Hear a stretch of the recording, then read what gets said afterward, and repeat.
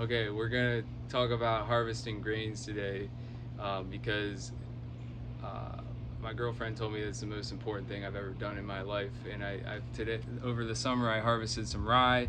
I made rye bread out of it. It was an amazing process. It's definitely one of the coolest things I've ever done in my life. And so, first thing I'm going to talk about is why I did this, and because grains absorb consciousness, and they absorb consciousness more than other foods. Actually, all food absorbs consciousness, and it's really important to grow your own food because the consciousness of the grower of the food actually matters more than the consciousness of the person cooking the food. All the consciousness is absorbed in the food, whether you're growing it, distributing it, or cooking it. So you think about, you go to a restaurant, you might have a short order to cook. Maybe he's had some hard times in his life. Maybe he doesn't have the healthiest habits in his personal life. You're absorbing some of that cook's consciousness, and you go back even further to the farmer. Who knows what they're doing? You might have underpaid migrant workers who are not even making minimum wage and things like that. So that's really a great reason to kind of wean ourselves off of this master distribution of food.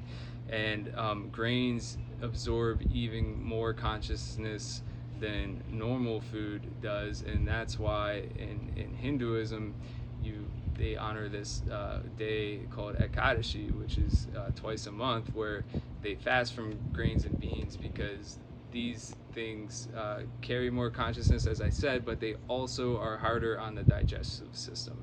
And so to get a good quality grain in your diet is really important. And to be flat out honest, is the wheat in this country is junk, and we actually don't talk about that enough, because we sometimes we talk about corn and corn syrup and how bad that is. And corn, wheat, and soy are all three subsidized crops via the farm bill, which is a completely corrupt bill that our U.S. government uses to essentially monopolize the food supply.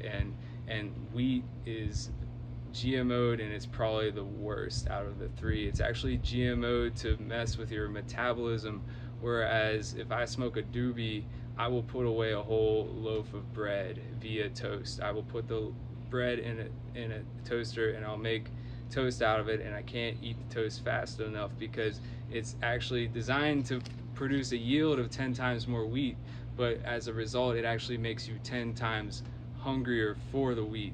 So you're actually over consuming, and that's, obviously a major cause of obesity in this country. So that is why it's really important to grow and harvest your own grains. And it is not that difficult. Okay, a 5-year-old could do this. Okay, it's really really easy.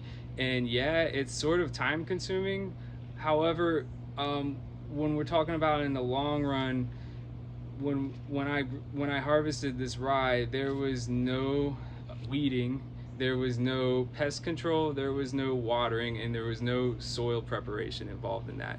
And those are four things that you usually find in, growing something like tomatoes in your backyard. You have to weed, you have to prepare the soil, you have to water it. Okay, so the all the work in getting grains is on the back end, and it's actually really easy and fun. Okay, so there's, hold on.